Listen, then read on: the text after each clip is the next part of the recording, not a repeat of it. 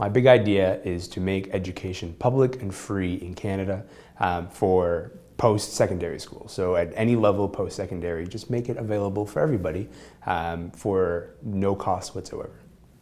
Something that's always interesting to me is that if you are from a home that earns $110,000 in Ontario, you're twice as likely as someone from a home who earns $30,000 to end up going to university or college. That's striking. Twice as likely is a massive, massive gap. And it's not an ambition gap, right? Like it's an options gap. It's like what is available to you.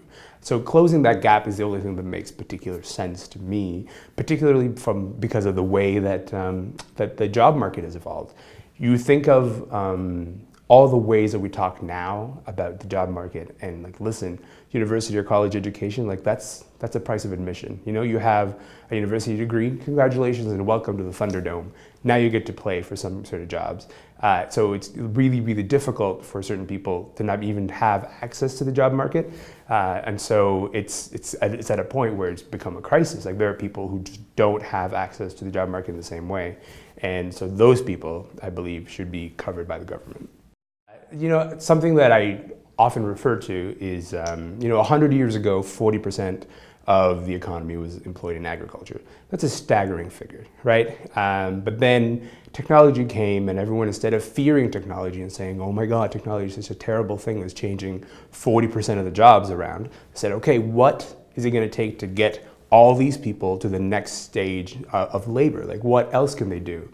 And they need more training to do different jobs. And the answer to that was make high school available for everybody for free. That was an excellent idea then, except the job market has now evolved in such a way that that lowest price of admission, again, is a university or college degree before you can have access to good jobs and jobs that earn well and jobs that actually, catapult you maybe into the middle class. And so it's time to do what we did for high school 100 years ago, but do it again but for university. And that took a long time. That took something like 30 or 40 years to convince people that high school should be free. And the way that we think about employment right now is obviously going to change. Automation is going to change that. Precarious work is going to change that. But the one thing that we can totally guarantee is that having more education gives you more tools in your toolbox to refer to when you need to, as we kind of change what employment conditions might look like. Because I think a university degree on its own is probably not enough for a lot of people, but the fact that we make that accessible is a good thing because at least they would have that to refer to.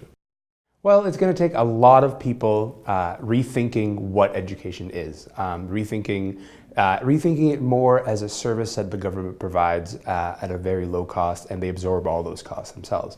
And I think what that's going to involve is, some people are going to have to become uncomfortable with the notion that education should be a thing that makes people money. And I think that's going to be the most difficult part, is convincing people of all political stripes that education is not a partisan issue, it is not a market issue, it is a human right, and it is a right for people to access.